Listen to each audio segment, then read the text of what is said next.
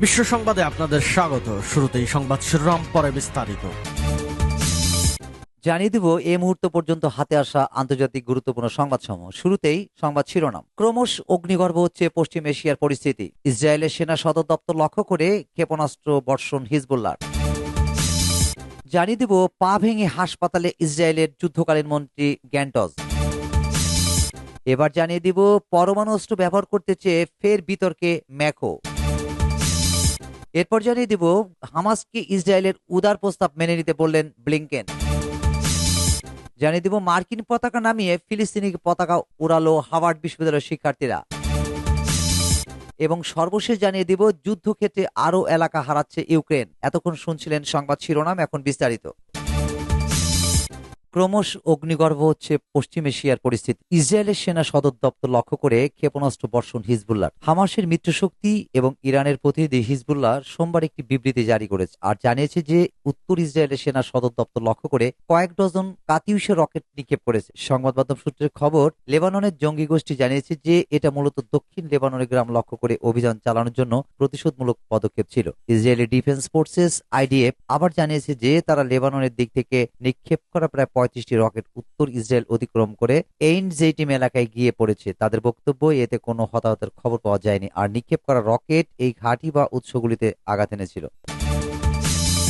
পা ভেঙে হাসপাতালে ইসরায়েলের যুদ্ধকালীন মন্ত্রী গ্যান্টজ। ইসরায়েলের যুদ্ধকালীন ক্যাবিনেট মন্ত্রী বেনি গ্যান্টজ দক্ষিণ ইসরায়েলের কিবুটস ইয়ার্ড মোর্দেচায়ের কাছে ক্রস কান্ট্রি বাইক রাইডের সময় দুর্ঘটনার শিকার হয়েছেন। তারা অফিসের উদ্ধৃতি দিয়ে হিব্রু মিডিয়া একটি বিবৃতি বলেছে, সোমবারের এই দুর্ঘটনায় গ্যান্টজের পা ভেঙেছে। আশকেলনের বার্জিলাইস হাসপাতালে প্রাথমিক চিকিৎসার পর গ্যান্টজকে আরও পরীক্ষার জন্য তেল আবিবের সেবা মেডিকেল সেন্টারে নিয়ে যাওয়া হয়েছিল। ন্যাশনাল ইউনিটি দলের প্রধান ও চরমপন্থী নেতাকে আজকেই হাসপাতাল থেকে ছেড়ে দেওয়া হবে বলে ধারণা করা হচ্ছে, সূত্র টাইমস অফ ইসরায়েল।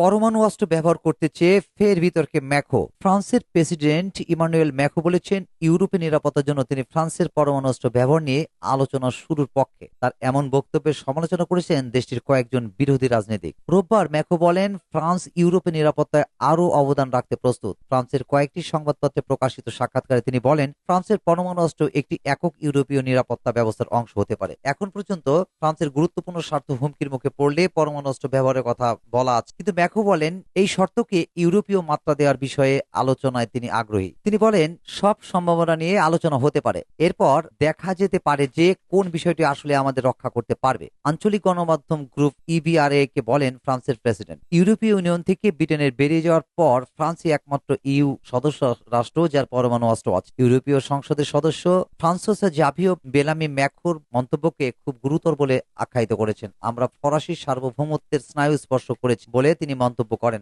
আসন্ন ইউ নির্বাচনে বেলামি ডানপন্থী এলআর দলকে নেতৃত্ব দেবেন। উগ্র বামপন্থী ফরাসি এমটি বাস্টিয়া লাশো বলেন ফ্রান্সের পারমাণবিক অস্ত্র শেয়ার করা যাবে না। তিনি বলেন ইউরোপের মাটি রক্ষার নামে ম্যাকো ফ্রান্সের কৌশলগত স্বায়ত্ত শাসন বাতিল করতে চাইছেন। উগ্র ডানপন্থী ইউরোপীয় এমপি থিয়েরি মারিয়ানি ম্যাকোর বিরুদ্ধে জাতীয় বিপদে পরিণত হওয়ার অভিযোগ এনেছেন। মারিয়ানি গত প্রেসিডেন্ট নির্বাচনে ম্যাকোর প্রতিপক্ষ ল্যাপেনের দলের সদস্য। হামাসকে ইসরায়েলের উদার প্রস্তাব মেনে নিতে বললেন ব্লিংকেন। ফিলিস্তিনের স্বাধীনতাকামী সশস্ত্র গোষ্ঠী হামাসের হাতে বন্দীদের মুক্তির বিনিময়ে ইসরায়েলের অস্থায়ী যুদ্ধবিরতির প্রস্তাবকে অসাধারণ ও উদার অভিহিত করেছেন মার্কিন পররাষ্ট্রমন্ত্রী অ্যান্টনি ব্লিংকেন। সেই সঙ্গে হামাসকে এই প্রস্তাব দ্রুত মেনে নেওয়ার আহ্বান জানিয়েছেন তিনি। যুদ্ধবিরতি ও অন্যান্য বিষয়ে আলোচনার জন্য সোমবার 29 এপ্রিল সৌদি আরব সফর শুরুর আগে এই আহ্বান জানান মার্কিন পররাষ্ট্রমন্ত্রী। তিনি বলেন হামাস ইসরায়েলের অসাধারণ উদার প্রস্তাবে সম্মত হবে বলে আশাবাদী তিনি। এখনও শতাধিক ইসরায়েলি নাগরিক হামাসের হাতে বন্দী রয়েছে। এসব বন্দীর মুক্তির বিনিময়ে আগের মতো কয়েকদিন অস্থায়ী যুদ্ধবিরতি করতে চায় ইসরায়েল, কিন্তু হামাসের দাবি ফিলিস্তিনের উপর সব ধরনের অত্যাচার, নিপীড়ন ও হত্যাযজ্ঞ বন্ধ করতে হবে। গত শনিবার 27 এপ্রিল হামাসের গাজা বিষয়ক উপপ্রধান খলিল আল হায়া বলেন, গত 13 এপ্রিল মিশর ও কাতারের কর্মকর্তাদের মাধ্যমে যুদ্ধবিরতির যে প্রস্তাব পাঠানো হয়েছিল তাতে আনুষ্ঠানিকভাবে সাড়া দিয়েছে ইসরায়েল। এখন তারা বিষয়টি পর্যালোচনা করবে এবং তার জবাব ইসরায়েলি কর্তৃপক্ষকে জানাবে। সেই লক্ষ্যে হামাসের খলিল আল হায়ার নেতৃত্বে একটি প্রতিনিধি প্রতিনিধি দলের সোমবার মিশরের রাজধানী কায়রোতে যাওয়ার কথা রয়েছে। এদিকে যুদ্ধবিরতি ও অন্যান্য বিষয়ে আলোচনার জন্য সৌদি সফর শুরু করেছেন মার্কিন পররাষ্ট্রমন্ত্রী অ্যান্টনি ব্লিংকেন। সফরকালে তার কাতার, মিশর, সৌদি আরব, সংযুক্ত আরব আমিরাত এবং জর্ডানের পররাষ্ট্রমন্ত্রীদের সঙ্গে বৈঠক করার কথা রয়েছে। সৌদি ইসরায়েল সম্পর্ক স্বাভাবিকরণের পাশাপাশি গাজা পুনর্গঠনের কাজে ইউরোপ কিভাবে সহায়তা করতে পারে তা নিয়ে আলোচনার জন্য আরব ও ইউরোপের দেশগুলোকে ব্লিংকেন একজোট করার চেষ্টা করবেন বলে প্রত্যাশা করা হচ্ছে। গত বছর 8 অক্টোবর গাজা থেকে ইসরায়েলে হামলা করে ফিলিস্তিনদের সশস্ত্র সংগঠন হামাস। ওই দিন 2 শতাধিক ইসরায়েলিকে বন্দী করে গাজায় নিয়ে যায় তারা। ওই দিন থেকে গাজায় তীব্র পাল্টা আক্রমণ শুরু করে ইসরায়েল। হামলার এরই মধ্যে গাজা কার্যত ধ্বংস হয়ে গেছে। 34,000 বেশি ফিলিস্তিনি নিহত হয়েছে, যার অধিকাংশ নারী ও শিশু। 7 মাস ধরে চলমান সংঘাতের মধ্যে মাত্র একবার যুদ্ধবিরতি কার্যকর হয়েছে। কাতার, মিশর ও যুক্তরাষ্ট্রের মধ্যস্থতায় মূলত বন্দি বিনিময় শর্তে গত 25 নভেম্বর থেকে 1 ডিসেম্বর পর্যন্ত অস্থায়ী যুদ্ধবিরতি ঘোষণা করে উভয় পক্ষ। মাত্র 7 দিনের সেই যুদ্ধবিরতিকালে 2 শতাধিক বন্দীর মধ্যে 108 জনকে মুক্তি দেয় হামাস। বিপরীতে 240 জন ফিলিস্তিনিকে ছেড়ে দেয় ইসরায়েল।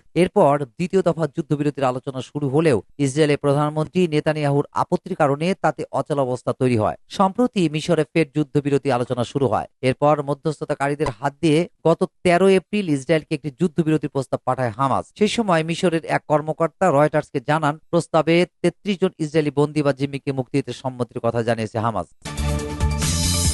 মার্কিন পতাকা নামিয়ে ফিলিস্তিনি পতাকা উড়ালো হার্ভার্ড বিশ্ববিদ্যালয়ের শিক্ষার্থীরা। গাজায় ইসরায়েলি অপরাধযজ্ঞের বিরুদ্ধে মার্কিন যুক্তরাষ্ট্রের চলমান ক্যাম্পাস বিক্ষোভের মধ্যে হার্ভার্ড বিশ্ববিদ্যালয়ের বিক্ষোভকারীরা মার্কিন পতাকা নামিয়ে ফিলিস্তিনিকে পতাকা উত্তোলন করেছে। নিউ ইয়র্ক পোস্ট জানিয়েছে, হার্ভার্ড বিশ্ববিদ্যালয়ের ক্যাম্পাসে বিশ্ববিদ্যালয়টির প্রতিষ্ঠাতার ভাব প্রতিমূর্তির কাছে 3 জন শিক্ষার্থী ফিলিস্তিনের পতাকা উত্তোলন করে। সে সময় বিক্ষোভকারীরা ফিলিস্তিনের পক্ষে নানা স্লোগান দেন। সামাজিক যোগাযোগ মাধ্যমে পতাকা উত্তোলনের এই ভিডিও ভাইরাল হয়েছে। বিশ্ববিদ্যালয়ের মুখপাত্র বলেছেন, ছাত্রদের কর্মকাণ্ড হার্ভার্ডের নীতি লঙ্ঘন করেছে। বিশ্ববিদ্যালয়ের হলের উপর বিক্ষোভকারীদের দ্বারা উত্তোলিত পতাকাগুলো হার্ভার্ড কর্মীরা সরিয়ে দেন। বিশ্ববিদ্যালয়ের নীতির লঙ্ঘনকারী ব্যক্তিদের বিরুদ্ধে শাস্তিমূলক ব্যবস্থা নেওয়া হবে বলে জানিয়েছে কর্তৃপক্ষ। ফিলিস্তিনের অবরুদ্ধ গাজা উপত্যকায় ইহুদিবাদী ইসরায়েলের বর্বর আগ্রাসন ও গণহত্যার প্রতিবাদে আমেরিকার বিভিন্ন বিশ্ববিদ্যালয়ে বিক্ষোভ মিছিল চলছে। 18 এপ্রিল থেকে মার্কিন ক্যাম্পাস জুড়ে 700 জনের বেশি বিক্ষোভকারীকে গ্রেপ্তার করা হয়েছে। তা সত্ত্বেও আন্দোলন দিনকে দিন তীব্র আকার ধারণ করছে। সূত্র পার্স টুডে।